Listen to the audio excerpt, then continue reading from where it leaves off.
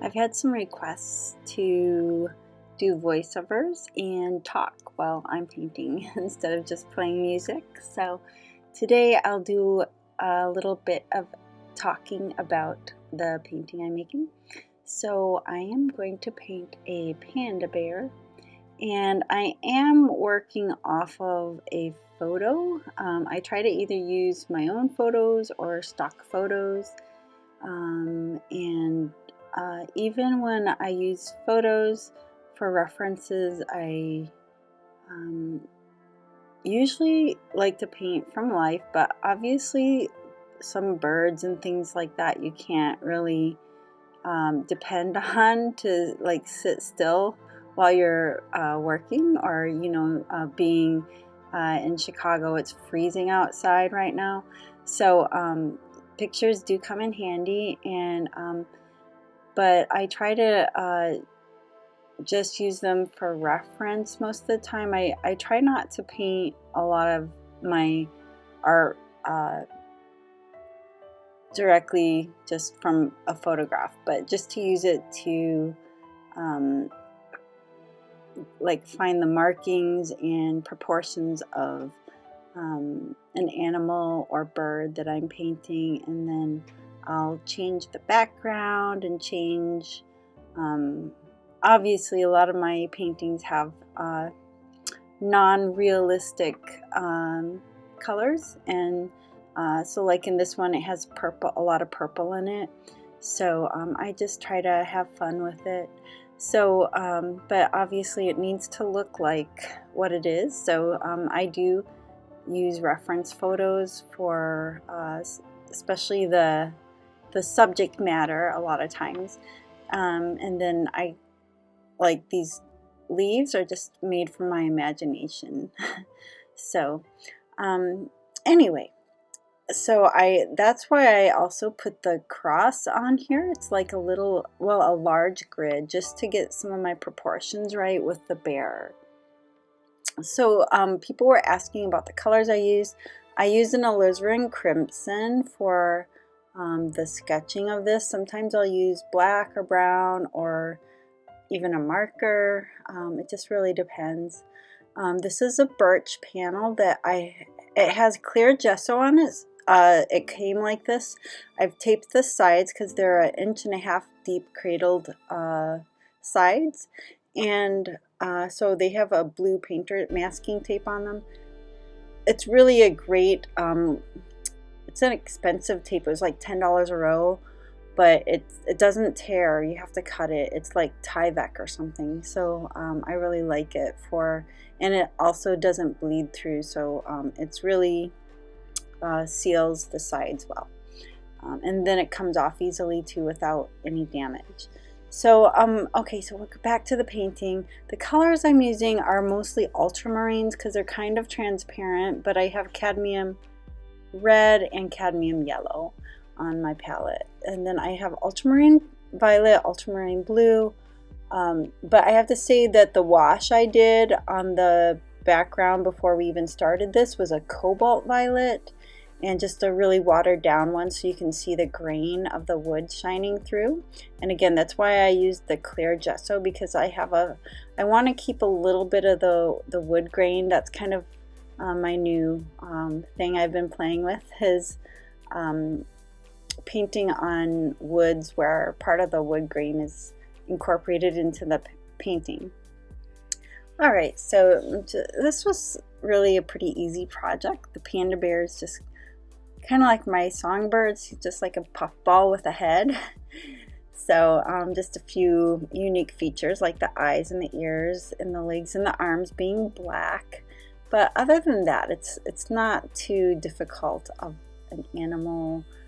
I would suggest it if you're looking for an easy animal to draw, because it's not too hard to draw well, I think, just because it's so roly-poly, like I said. Okay, so there he is. And let's see, I also have a brown. I think I had two browns. I had a burnt umber and some sort of transparent earth color on my palette. And then I also have two whites. I have a zinc white and a titanium white. I use mostly zinc white because it's more transparent and not as what I call the bully paints. The titanium goes a long way. It'll really dilute your color fast, and so I don't use a lot of it because it'll just make everything very washed out. It'll wash out all your colors.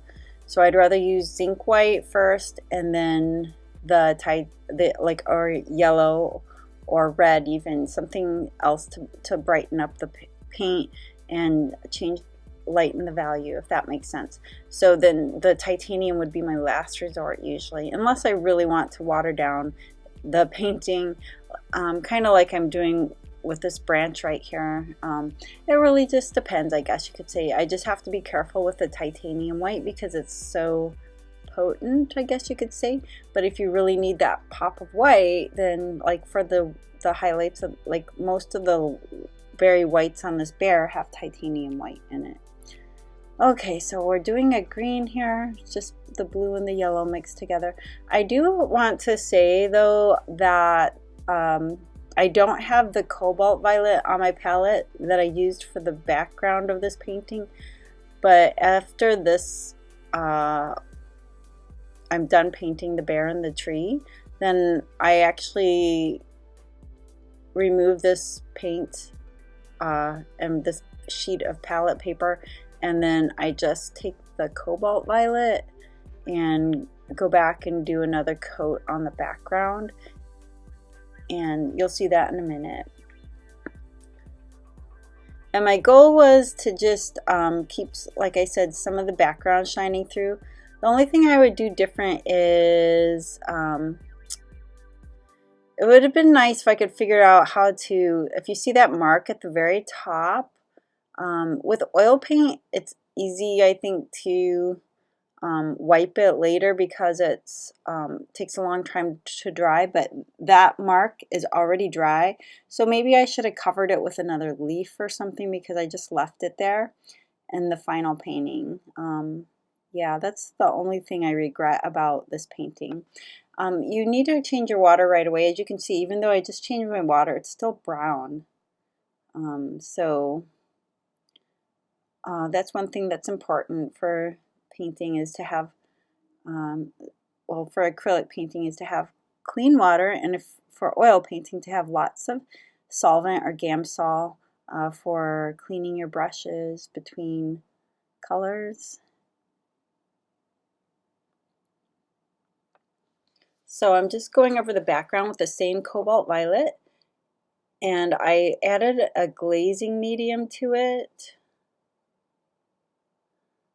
And then for the top of the painting, so the bottom's more in the brush, in the jungle or whatever, so I made it darker to kind of get those shadows, and then I try to lighten it up and even add a little bit of zinc white, which is still fairly transparent, to the top. Right here you can see that white in the paint now. So I just kind of want to gradually shift it towards a lighter color at the top of the painting. And I also have no problems. Sometimes I like to paint flat so that I can just turn the canvas or painting upside down or sideways or whatever I need to do to get into the areas I want, and to not just think of it as an upright painting, but to think of all the angles and sides of the painting, and not be afraid to, pick it up, move it, just be very tactile in my expression on all sides.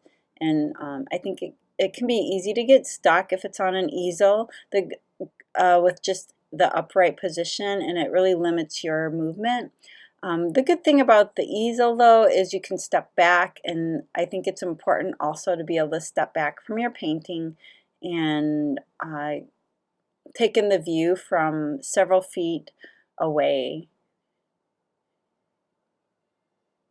So this is going to be for the tree trunk again, and I'm actually going to add this clear granular medium by Golden. All these paints are golden except for the cadmium red was a different brand. It's still a high-end brand, but I forgot what brand it was. Alright, so this is definitely adding texture. I don't like to like sculpt a painting. I like to keep it, try to just make the planes pop off the canvas with it being flat instead of literally sculpting my artwork. But sometimes I'm finding, especially with acrylic paints, it's fun to just push the limits of what the paint itself can do, and this does add a nice textural feel to this, I think, pretty simple painting. And I think that it's something that will make it in a way more realistic, and I'm literally tempted to just, when I see the painting, go up and touch the trunk and just get that tactile sense of the bark of the tree that the cuddly little panda is holding on to. It's kind of like a contrast, I guess you could say. Alright, just signing my name and just a little bit of the new purple. And the last thing I did is I put a coat of a sealant on by Golden, and then a coat of varnish the next day. And it is nice with acrylics that you can varnish them fairly quickly. You don't have to wait 6 months like with oil paints. And the varnish does help also with the wood grain shining through and just brings out the colors. Anyway, I hope you enjoyed this video.